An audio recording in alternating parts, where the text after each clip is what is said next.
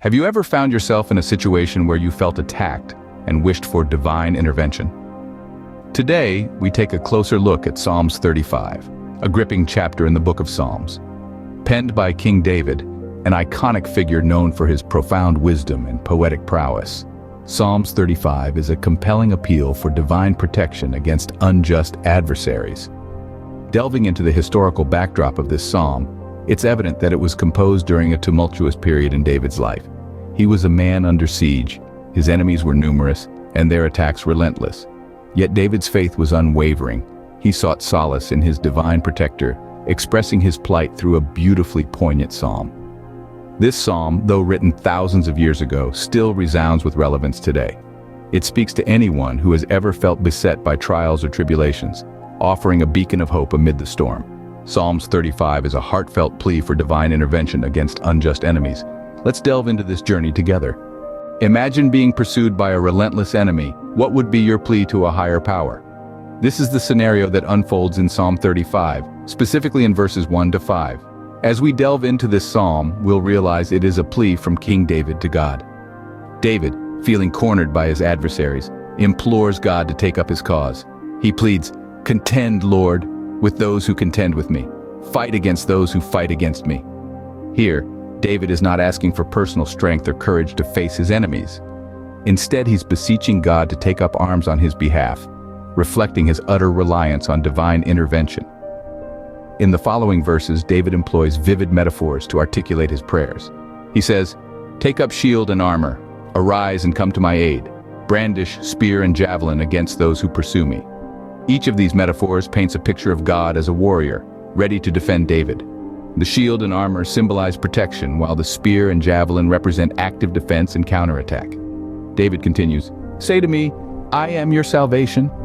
This plea is not merely for victory over his enemies, but also for reassurance. David seeks affirmation that God is indeed his Savior, his ultimate source of deliverance. Finally, David prays, "May those who seek my life be disgraced and put to shame. May those who plot my ruin be turned back in dismay." This is not a prayer for personal vengeance, but rather a call for divine justice. David entrusts his cause to God, believing that God will judge righteously and turn the tables on his enemies. So, in these verses, we see David's deep trust in God's justice and power. He does not rely on his own strength or cunning to overcome his enemies. Instead, he leans into his faith, trusting that God will defend him, deliver him, and uphold justice. This profound reliance on divine intervention is a powerful testament to David's faith, and it offers us a lesson in spiritual surrender and trust. Opening: how would you react if your kindness was repaid with evil? Delving deeper into the third part of Psalm 35, verses 6 to 14, we encounter a heart-wrenching lament from David the psalmist. He finds himself surrounded by adversaries who not only seek his downfall, but also mock his misfortunes. David's anguish is palpable as he describes how his acts of kindness and compassion are met with scorn and derision. Let's dissect this further. In verse 6, David implores the divine to thwart his enemies, likening them to chaff before the wind, swept away by the angel of the Lord. This metaphor serves as a powerful illustration of the transient nature of those who stand against the righteous. Verses 7 and 8 further underline the treachery of his enemies. They have laid a net for him without cause, a pit for his life. But David's faith in divine justice remains unshaken. He prays that the very destruction they planned for him would befall them, a testament to the biblical principle of reaping what one sows. In verses 9 and 10, David's tone shifts to one of confident praise. He expresses his surety that God will deliver him from his enemies, proclaiming that his soul will rejoice in the Lord and delight in his salvation. Now we reach verses 11 to 14, where David's deep sense of betrayal surfaces. He recounts his actions when his enemies were ill, how he humbled himself with fasting and prayed with head bowed on his chest.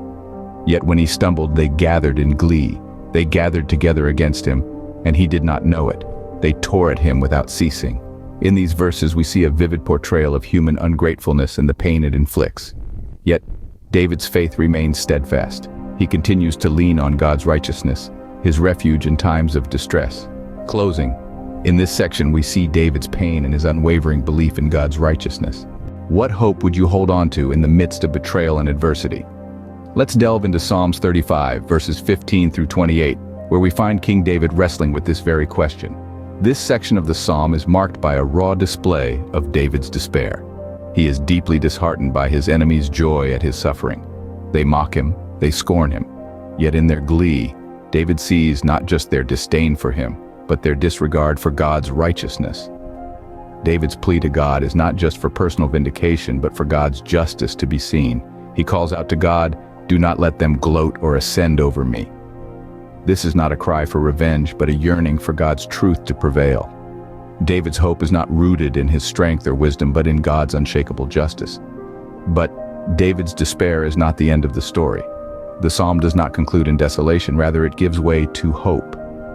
In verses 26 and 27, David's tone shifts. He envisions his enemies clothed in shame and disgrace, but not for his satisfaction. It is the hope of God's vindication, the anticipation of his righteousness being revealed.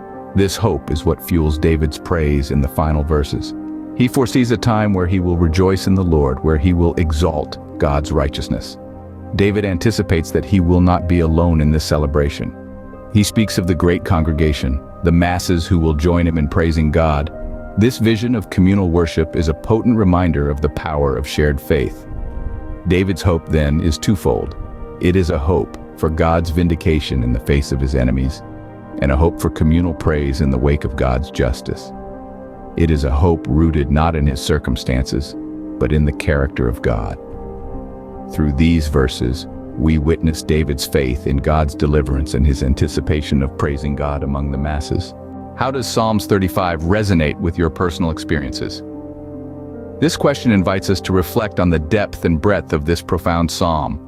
As we've journeyed through its verses, we've encountered a rich tapestry of emotions, from the fervent plea for divine intervention to the intimate expression of gratitude.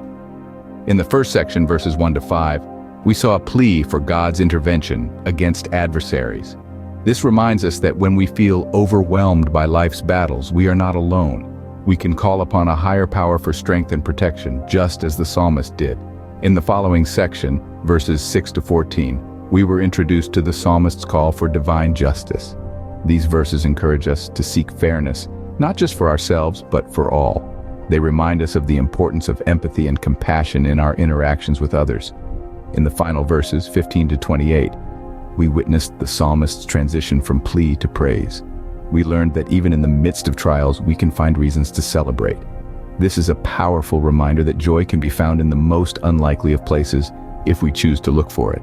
Psalms 35 is not just an ancient text, but a living, breathing guide that speaks to the human experience. Its themes of justice, protection, and joy resonate deeply with our own lives, providing a roadmap to navigate our personal challenges. Whether we're facing a difficult decision, seeking justice, or simply trying to find joy in our day-to-day lives, Psalms 35 offers wisdom and guidance. In essence, Psalms 35 is a testament to the power of faith, the resilience of the human spirit, and the enduring love of the divine. It encourages us to lean on our faith in times of trouble and to celebrate our victories with gratitude. As we conclude this journey through Psalms 35, remember that in every situation there is a divine power ready to contend for you. Please subscribe and like the video to support our channel. Stay blessed.